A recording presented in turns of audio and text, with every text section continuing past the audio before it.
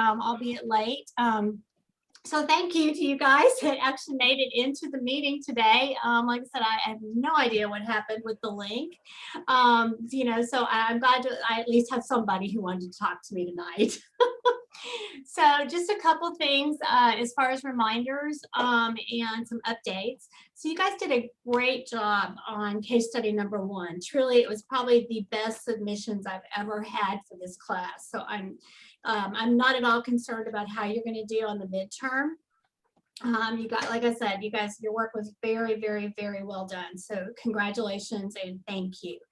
Don't forget that you're supposed to submit both case study number 1 and case study number 2 in task stream. Now, I understand that from one of the students earlier today, I think it may have been actually Stacy, that she could not, when she had submitted her case study number 1 in task stream, but she couldn't then go back and add case study 2 later. So here's my suggestion. I talked to the lady who's over task stream here at LSUS, and she's supposed to go in and fix one of the settings. I don't have the ability to do that, so that you can make 2 separate submissions. But in case that doesn't work, or she's somewhat slow in getting to that, I don't know, she may have already done it, but she could take a week too. Do not submit case study number 1 or 2 in task stream until you are finished with both, and then do both submissions at the same time. And I think that should solve the problem. If that doesn't work, don't worry about it. I will figure out something with the lady here with TaskStream, and I can go in and upload them out of Moodle. But also don't forget too that when you do the midterm or case study number 2, you should submit it in Moodle as well. I think there was a little confusion. Some people thought, oh, I just put it in TaskStream. No, I can't. If you put it in TaskStream, it's nothing more than an artifact that we have to have that's aligned to a rubric and all this other stuff for our accreditation. But the grading actually happens in Moodle. Then also too, don't forget that our class does end on a Saturday. So our last official day of class is going to be on May the 1st. Saturday, and you have to have everything submitted by 11:30 p.m. Central Standard Time. If you don't submit by that time, sometimes Moodle will be a little bit forgiving and let you submit like at 12:15 a.m., but it doesn't always let you do that. But Moodle shuts down every night between 11:30 p.m. and midnight for their uploads, downloads, whatever it is that they do, but they do maintenance every night. So make sure that that timeline is pretty hard and fast. If for some reason you cannot get your assignments done and in by that time, please text me on my cell phone. And you should have my cell phone number. It's in the syllabus. But in case you don't, if you want to jot it down, my cell phone number is 972-342-1609. And I'll give that to you again, 972-342-1609. Just text me and let me know that you can't get your assignments in on time, and we'll talk about whether that means I need to consider giving you an incomplete grade, or if maybe you just want to email me stuff. I have to have all of my grades and stuff finalized and done. I try to always do them on Sunday, simply because life can be crazy on Monday, when I get into work. But like I said, we'll figure something out. But don't forget to, in your text, tell me who you are. I get a lot of texts from students. I share my cell phone number pretty regularly with people. And so I'm not going to have any idea if I get your number, who you are. So tell me who you are, what you need, and we'll figure it out. If I don't respond immediately, just understand I may or may not still be awake at 11:30 on Saturday night. I don't have a big party life, so I'm not one of those people that's usually up that late during the weekends. But I will respond on Sunday.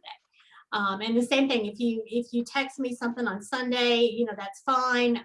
But again, I'm in church, and Sunday school and all that good stuff from about 9 until about 12:30 on Sundays. So I try not to be on my phone during those, even though I've been known to respond to students during church. So we just don't let the pastor know. Okay, any questions, guys, about assignments or anything that's left? You don't have a reflective essay or a discussion forum. Just finish up the midterm case study number 2 and get that turned in. And then I've opened up the final, so you guys are good to go whenever you're ready to submit that. And just to clarify too, with the final exam, you don't have to have a cover sheet. If you choose the essay, a cover sheet or the PowerPoint, you don't have to have references or anything like that. Because again, this is a reflection on your learning and the things that you think you want to share with me. The last thing on the final, a lot of times too, I think there's one in there where I say editorial comments. People don't always know what I mean by that. That's just your time to tell me anything you want to tell me. So you don't have to have an editorial comment, but if there's something that you think I should know about the course, or a suggestion or a comment or a thought that is not covered somewhere else with the actual questions for the final, feel free to add that. But like I said, it's just your place to vent or to celebrate or to do whatever you want to do. Okay. Any questions, guys, about finishing up the midterm or the final? Of course. Yes. Oh, I have a question. I'm good. How you doing today? Good, thanks. So I was looking at the self-evaluation for, I guess, school in Mecklenburg County, which is actually where I'm from. Oh wow! Oh wow! Small world. Yeah. So I was looking at the level of detail in that self-evaluation. So is your expectation to have that many bullet points in the document? Because that was a pretty pretty extensive document in terms of how they. Yes, it is a very detailed and expansive sort of exemplar, I guess is the right word. No, my general rule of thumb is at least 3 points for every section. If there's a section, so 3 bullet points is more than sufficient. I would say don't give me more than 5. If there's a section or an area that you don't have information for, just put not applicable. Now, you can't do that obviously through the whole thing, but there may be some areas that you just don't have the information that you need. But yeah, 3 to 5 bullet points is what I'm hoping you guys can give me. And that should make it not too much of an onerous task. Yeah, but I wanted you to see a good exemplar because if you're in that leadership role of principal or assistant superintendent or curriculum leader or whatever, you may be called upon to create plans that look very much like what I've given you. And so I wanted you to have a good exemplar so that when you actually do it in real life kind of thing, you've got a model that you can actually follow. Yeah, thank you, because I'm definitely going to keep that because it is a good model. So thanks a lot. Yeah, and guys, I would encourage you to, if there's something, and I don't always remember to tell my classes this, but there's some resource or a template or whatever in Moodle that you really like or you think you might use in the future. I mean, for years, I had a folder of things that I wanted to remember to do, as well as things I wanted to make sure I never did. I kept a folder of that. So when I got the next job, whether it was moving from teacher to a dean position or to an assistant principal and then principal, et cetera,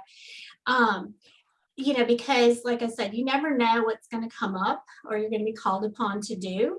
And so, like I said, download those because unfortunately, once the course closes, you can't access that stuff in Moodle anymore. It's like just, I can get to it, but you guys can't. So I would encourage you to kind of scan through and download or save anything that you might want for the future. Okay. Okay, anything else, guys, before we sort of finish it up here? Okay, well, I'm going to switch gears and I'm not going to walk you through the whole PowerPoint because you guys, are intelligent grown-up people. You can definitely read, but I do want to just kind of walk through real quickly. This is sort of the summation of what we've been doing. And so, like I said, I'm not going to go through all of this because you guys obviously have mastered most of the content, but we haven't spent a lot of time talking about how do you move from data to action. So what does that look like in terms of how is it that we're going to use data to affect a change? So we're going to kind of scroll through some of these really quickly. So if you think about data analysis, we get data from all these different places. But the real key when we're going to work with data to improve instruction, you have to move from data to knowledge and understanding of that information into action. And if I were to say, pick one of these, it's the most important, it's really going to be action. Far too often we spend time gathering data and we stop there. Or we might even do a pretty good job of gathering data and then analyzing it and bringing it into a knowledge base. But very rarely do schools really do a good job with the action piece of it. And if you leave this part out, then you're really spending your time for no reason looking at and gathering data and even analyzing it. The action part is the most critical. Okay. So I'm sure you guys have felt like this, especially with this assignment that I've had you doing. I mean, you've been pretty much buried in data, but it doesn't have to be like that. There are lots of ways for us to be able to really shift our minds and look at data differently and how we use it. So a lot of people don't realize that, and by the way, this is from the Texas Educational Service Centers. And I know many of you are in Louisiana or even other states, but I will tell you, Texas has probably one of the most robust system of what they call educational service centers in the country. And I'm not saying that because I'm a Texan. You know, I do have some biases about Texas, but not in this area. But they have some phenomenal resources, guys, that are free to anybody. So, you know, if you ever are interested, you can just do a Google search on, you can type in ESC, and I believe there's 20 or 21 resource centers. The best ones are going to be region 19. So you can just type in ESC 19 or ESC 4 is also excellent. And ESC 9. Those are probably the best ones. And they have tons of curriculum resources, tools, all kinds of good stuff. So just FYI. But anyway, a lot of people don't realize that your state may say something about your responsibility in terms of data and what that means from a job perspective. So are we thinking about how we're going to align the expectations for this from the state with data and what it is that we are actually doing in practice? Okay, so again, we're going to go on through this. So I just love this little thing, this little cartoon here. So I'll let you look at that and then I'm going to keep going. So I'm a huge fan of Stephen Covey, so I love his work. And one of the things Stephen Covey taught us many years ago in the 7 Habits of Highly Effective People was that we should start with the end in mind.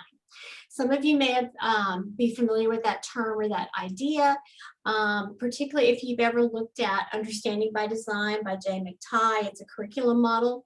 The whole idea is you start in, what is our goal? What is it that we're trying to get to? And so how are we going to measure that from a progress perspective? What's going to be our evidence? And then what are the steps to make that happen? So we also have to remember too, for those of us that spend our lives in data, there are so many different little acronyms that we use. So we have to make sure too that if we're going to use a bunch of acronyms that people understand what these are. So LEA is generally going to be the local educational organization, so like a school or whatever. PSP can be any number of things. It can be a personal, I just totally forgot what it is. PSP, what is PSP? Anyway, it'll come to me in a minute. ESC is Educational Service Center, etc. Okay. So if we're going to think about how we are driven by data, in order to do that, there has to be, as we talked about, you have to have data. So that comes from assessment. You have to analyze it and you have to act on it. When you do those things, it creates a data-driven culture. If we don't do these three things and do them systemically and regularly, we're never going to get to the point where we are making decisions based on data. So you can talk about and think about what are some of our current assessment practices. Our data should come from both formative and summative assessment, as we've discussed many times. And we also have to think about that idea that it's not about what teachers are teaching, it's about what students have learned. So a very big mind shift there for a lot of teachers. So we use assessment to increase quality, but we also use it to evaluate or judge quality, okay? So again, just another picture of what this looks like. So assessment, you guys heard me talk about the Triad all the time, the CIA Triad. So it's curriculum, instruction, and assessment. These have to work together continuously. Okay, when we have good assessment, it gives us a focus. It helps us with our accountability. It helps us improve our teaching. And also when we do a good job with assessment, it gives us visible, usable data. So this is very, very important. And the STAR test is the state test in Texas. It's LEAP here in Louisiana. So we also have to remember too, we have a state assessment that we're going to be using, and is one of the ways that we're going to be judged as teachers and as schools. So if you think about, how do we start this whole thing? Well, we have to understand first and be able to unpack our state standards. So this is an example from algebra that we want our students to write linear equations in two variables given a table of values, a graph, and a verbal description.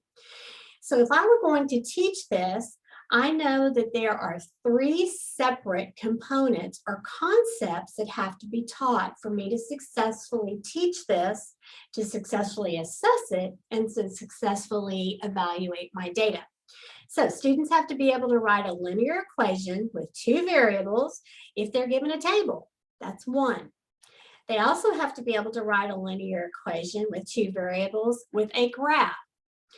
Then finally, they have to write a linear equation with two variables using a verbal description. So notice how the punctuation makes a difference here. So every time you see a comma, that's going to be a different idea or different concept. Far too often, if we don't understand and break apart or unpack our standards, we will only teach one, if that, of the elements from the conceptual point of view for a standard. So unpacking standards is the first step in quality data review. Okay, so we also have to look at how is the question going to be asked. So here's an example. And for those of you that are math people, you can look and see, here's our standard. And then this is actually, it's actually one of the assessment questions on the algebra test in Texas. So which situation can be represented by y equals 12x minus 4. The students have to read each one of these and decide which one is the correct answer. So if I am actually going to unpack the standard, and I understand there's three separate ways or concepts that I need to teach, I also have to look at how it's going to be asked. So in this case, they're going to be asked the question using a verbal description as their answer response. So I have to look and see exactly how the students are being asked this on the assessment so that I can align my instruction to make sure that my students have opportunities to answer questions using this kind of a prompt, okay? So we're not going to go through all that right now. So again, remember, this is how it should look. The triad, curriculum, instruction, and assessment. We have to know and understand the curriculum first, and that means understanding and unpacking standards. We have to look at the assessment to see how each one of those standards is going to be assessed on our various assessments. And if your district is doing benchmarking, and it's not aligned to the state level assessment, then you're wasting your time. And I'm going to give you a great case in point.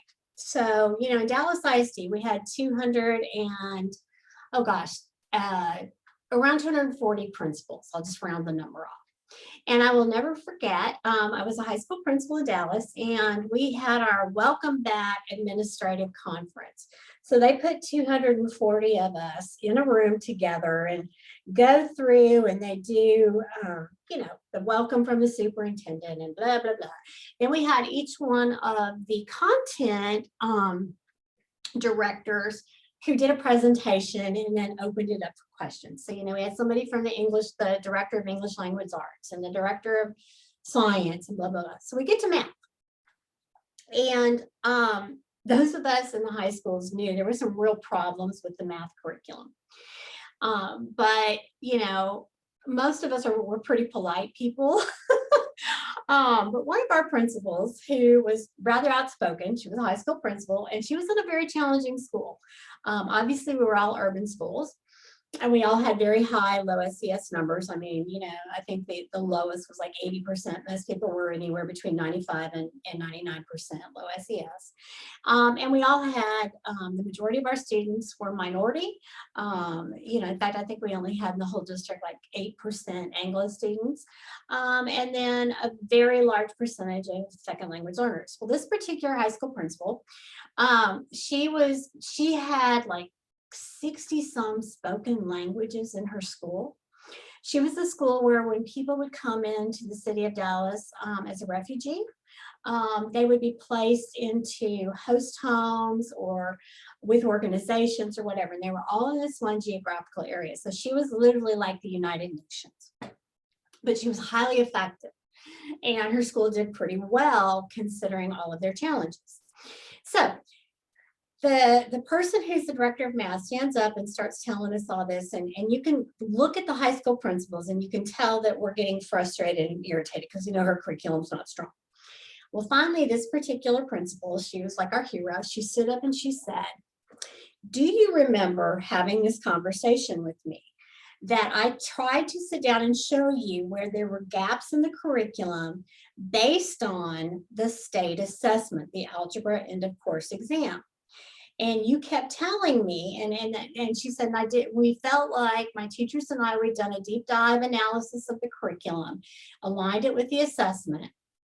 And we felt like the activities and the instruction you were telling everybody to do was not going to get us the results we needed. And you literally sat there and promised me that if we would just trust y'all as the content experts, our students would do fine. And she said, so we did. We trusted you.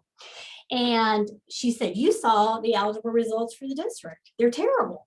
And she said, it's because your curriculum did not teach the concepts. First of all, you didn't unpack the standards, and you didn't teach the concepts the way you needed to in order for the students to be able to perform on the assessment. Well, she got a round of applause, and actually the director of math lost her job because she was exactly right. So guys, this is so critical. You know, we can have the best curriculum in the world, but if it's not aligned and if we're not looking at instructing and then assessing with benchmarks and formative assessment in the same manner as the state assessment, then we're not going to get what we need. So really critical. I cannot tell you, this is the most important element in terms of how we think about improving student results. So you can see here are some different ways that we can look at the core drivers of assessment, you know, and it has to be common and interim, of course, aligned to the state, aligned to the sequence. We may have to reassess, and we should be very transparent in this process. Okay. So we also know too that there are competing philosophies. But I think honestly too, that if we're going to be successful, we've got to pick, I guess a model would be the right word, that we're going to follow and use. So, you know, we've talked about in this class the driven by data process. We've talked about using the data-wise process from Harvard. And then I shared with you guys too, the Dallas model, which took elements from both of those. So, you know, and there's others out there, guys. Those aren't the only ones. But you have to make sure you really understand each process and model, and then pick one as part of your philosophical perspective. Okay, so Paul Van Brix-Montoya is our driven by data guy, and this is how he looks at it. Okay. Then the other thing too that is really important is we should not only have our data shared with teachers. We've talked about sharing it with students, but we should also be able to share that pretty openly and honestly with our parents and our community. So for example, your data should be a one-pager, and it should really be like color coded and all this kind of stuff. So one of the things that I know we did when I was a high school principal was we created these things called Did You Know? And we took on one page and we broke down all of our test data. So it was from the end of course exams, the ACT, the SAT, what else did we get? Terra Nova, and there was one other national one which is escaping me right now. And we compared our results for the school to all of the high schools within our district. We compared it to the state. Then we picked one of the districts that was known to be very successful. It happened to be in Dallas. We always benchmarked against Highland Park. Highland Park was a very affluent district. I think they had 0% low SES. And they probably had some ELLs, but they were students who maybe had grown up like in going to a French immersion school or something. So anyway, we benchmarked against that. And we gave those to parents. We also made them into great big posters. We put them in our newsletter, all of that, because we wanted everyone to understand our data. And I will tell you, that was probably one of the best things that we did. It was a huge hit, and it really opened up and helped our parents, our business community, our partners, you know, our volunteers, every other stakeholder to really understand where we were. And, you know, we, like I said, it was really important that we were exceeding the state in everything, you know, and we were even getting close to a Highland Park when our demographics could not be more different. So this is an example of how you might do this. So this is from the Algebra 1 semester test, and you can see each one of these represents a standard. So you can look at the A10, A1, whatever, and you can see there were 4 answer choices, and you can see exactly how many students chose each one of these answers. So it's color coded, so it's pretty easy for a teacher to go through and see exactly what students chose. This is a critical piece to do when you do data analysis, because you want to see what the majority chose, and then you want to make sure it was the right answer. So if the majority is choosing the right answer, then you're probably good. But in some instances, they're not choosing the right answer, or even those that are the majority, like let's look over here in this column, you'll notice that the right answer was C, and 48% chose it. But I'm also very interested in the fact that 52% of the students chose the wrong answer.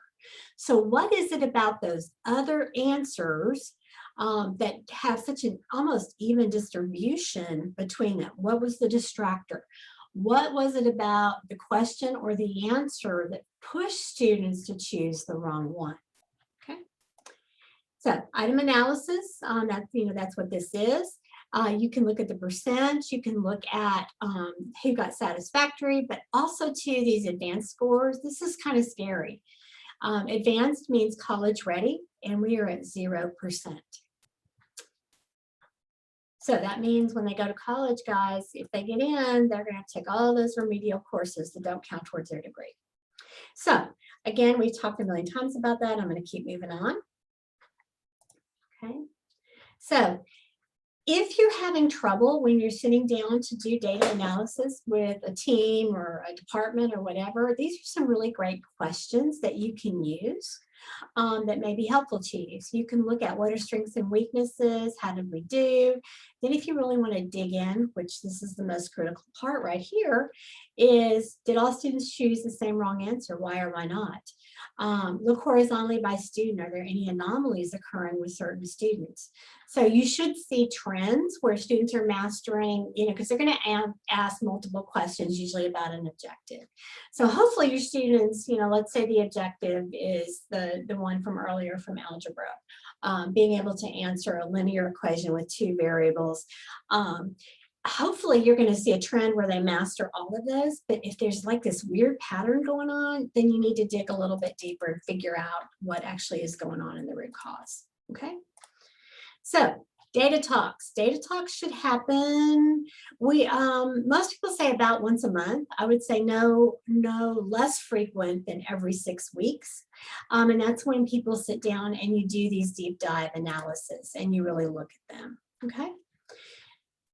So I don't think my little video works. I'll try to find it and get it to you guys if you're interested. Okay, so again, we're just going to kind of scroll through some of these.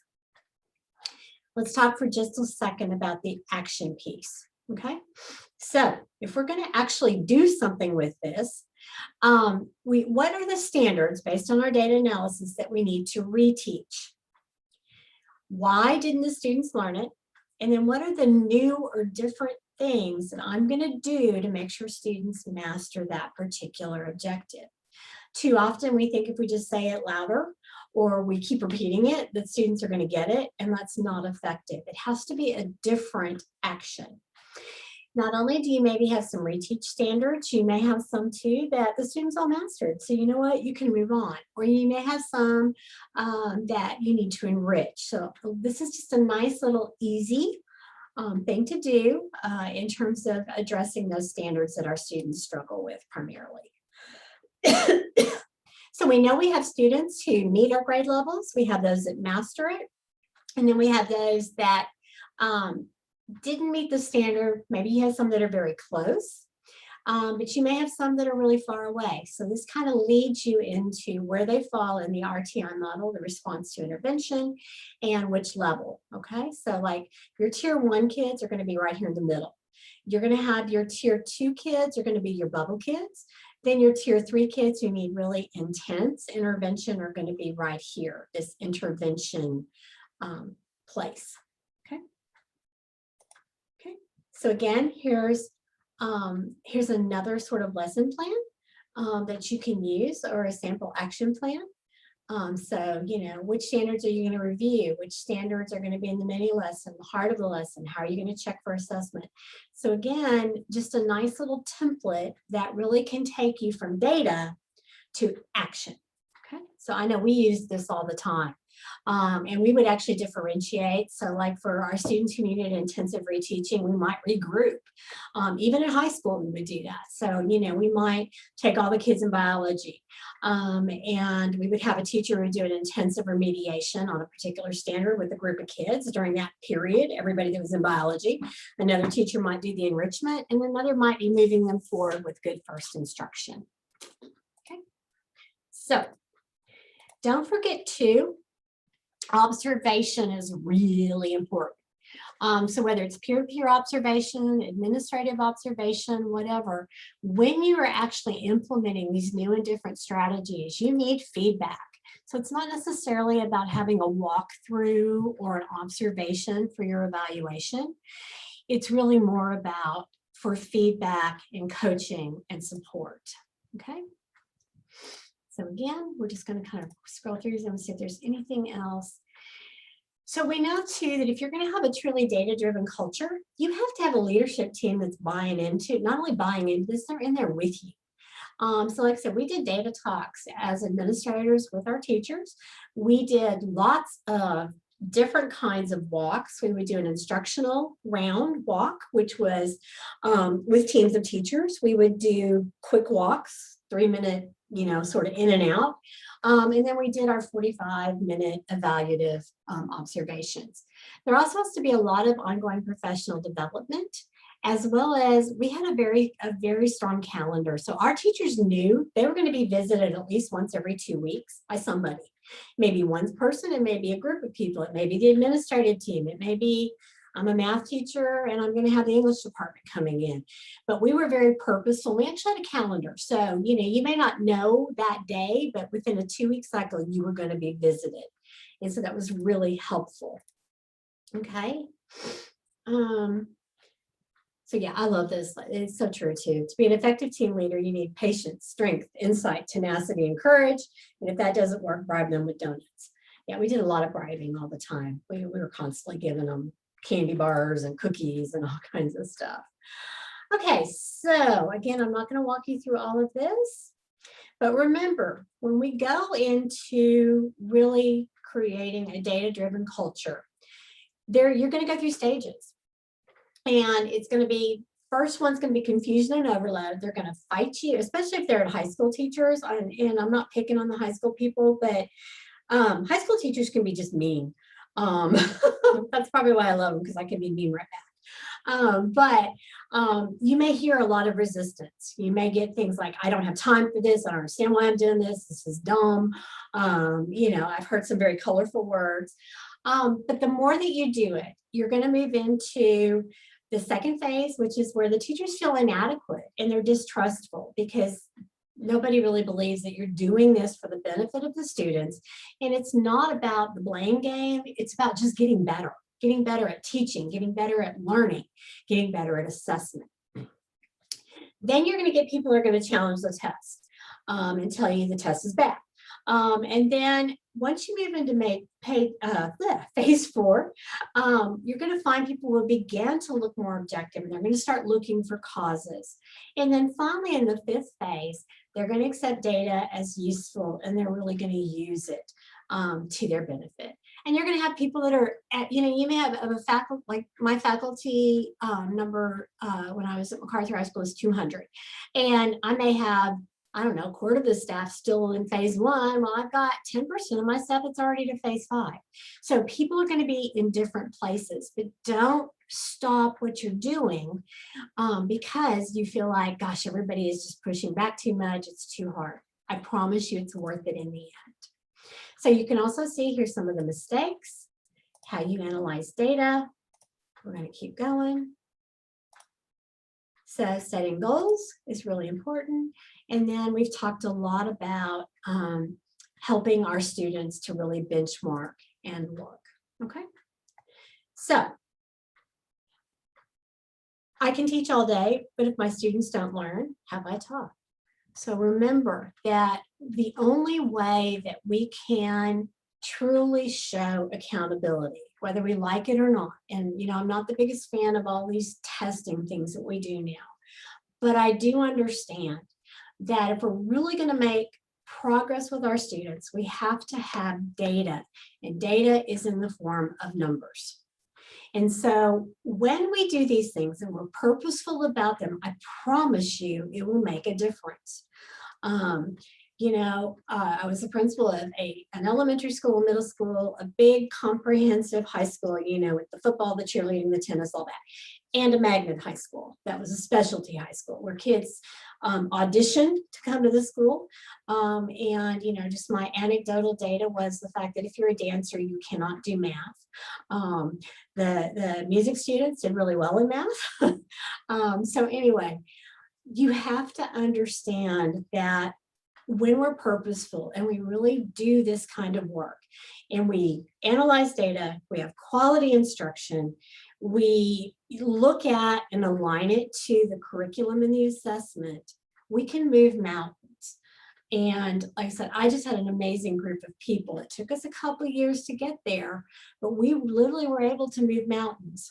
Our elementary school went from being low achieving. 2 years later, we were recognized, which was, one of the top ratings at the time in the state of Texas.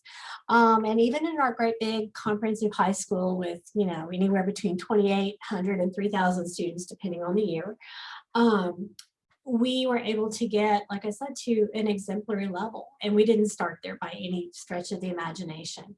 And it had nothing to do with me. I just had great people. We put into place systems, and then we got out of the way and let people do their work. So hopefully you guys are as excited about data-driven instruction and all of that as I am. So what questions or comments do you guys have before we close it out tonight?